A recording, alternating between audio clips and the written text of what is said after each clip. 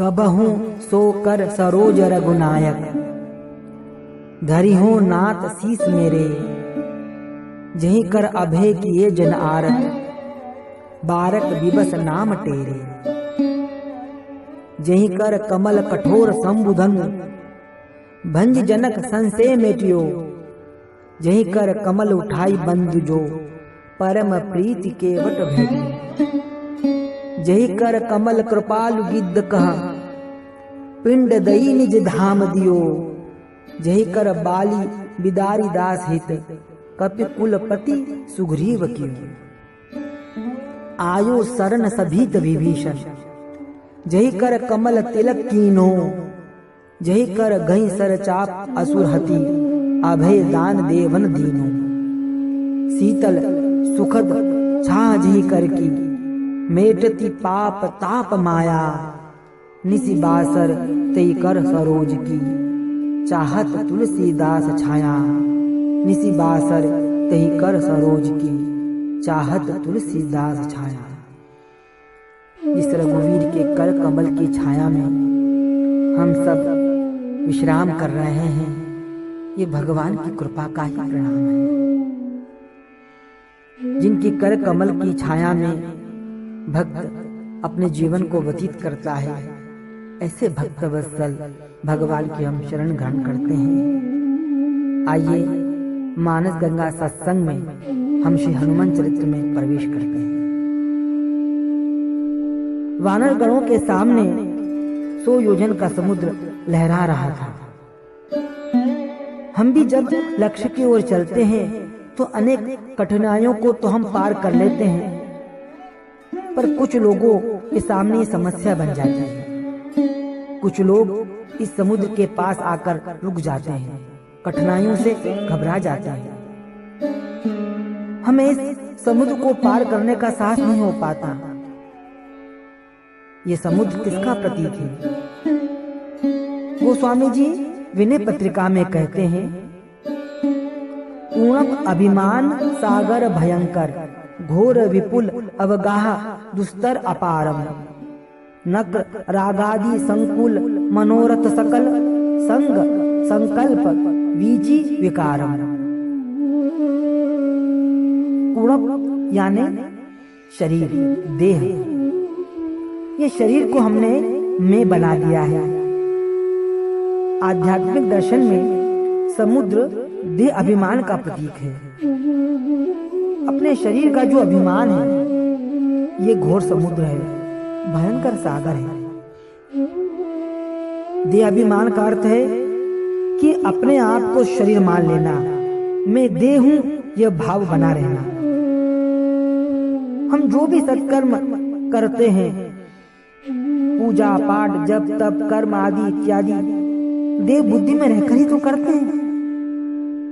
और देह के प्रति आसक्ति ममत्व हमें शरीर से ऊपर उठने नहीं देता। हमारा संपूर्ण जीवन शरीर और शरीर से जुड़ी आवश्यकताओं को पूर्ति करने में ही हो जाता है। और जो शरीर को ही अपना मानेगा, उसके लिए यह देह समुद्र की तरह दुस्तर है। और जब तक मनुष्य अपने को देह समुद्र के उस पार नहीं ले जाएगा, जब तक वो देहाभिमान से ऊपर नहीं उठेगा, तब तक जीवन का परम लक्ष्य शांति को, भक्ति को प्राप्त नहीं कर सकेगा। भक्ति शांति प्राप्त करने के लिए तो देह से ऊपर उठना ही होगा। सीता जी ज्ञानियों के लिए शांति है और भक्तों के लिए भक्ति है। भक्ति और शांति रूपी श्री सीता जी को प्राप्त करने के लिए देहाभिमान से मुक्त होना ही पड़ेगा। देह से ऊपर उठने के लिए विचार की आवश्यकता है, सुमति की आवश्यकता है। निर्मल बुद्धि से ही इस देह रूपी समुद्र को पार किया जा सकता है। इसलिए संपाति ने भी कहा था, जो नागई सत जोजन सागर, करई सुराम काज मति आगर। संपाति विचार करता है कि ये जो समुद्र पार करने का कार्य है, ये बल द्वारा संभव नहीं है। ये तो व्यक्ति वही कर सकता है जिसके अंदर बुद्धि होगी, विचार होगा, विवेक होगा। संपाति ने ये नहीं कहा कि बल आगर चाहिए, उन्होंने कहा नहीं, मति आगर। इसका अर्थ ये हुआ कि समुद्र को पार करने के लिए बल की नहीं बल्कि मति की आवश्यकता है। विशाल समुद्र को पार करने का कार्य बड़ा कठिन है। यह संसार भी भव सागर ही तो है, इसे पार करना भी बड़ा कठिन है। संपाति ने कहा, आप सब निराश ना होइए, घबराइए मत, भगवान की कृपा पर विश्वास रखो। और जब आप भगवान का कार्य करने निकले हो, विश्वास रखिए भगवान आपके साथ है, सीता जी अवश्य प्राप्त होगी। ऐसा कहकर संपाति चला गया और वानरगण आपस में विचार करने लगे। परंतु संपाति से प्रेरणा प्राप्त करने पर भी कोई वानर आगे जाने का साहस नहीं कर पाता। सब अपने अपने बल का वर्णन करने लगे।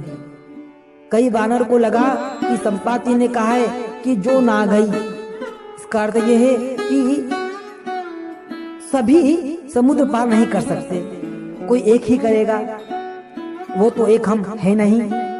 अगर संपाति ने कहा होता कि सभी को मिलेगी सीता जी, तो हम भी प्रयास करते।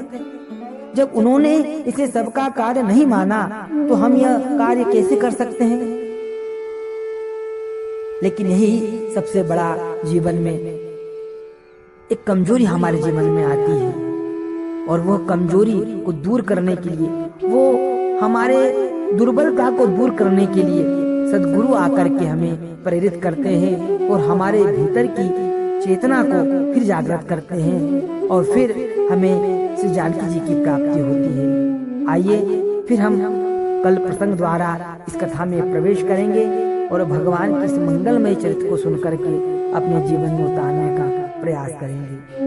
आज इतना ही।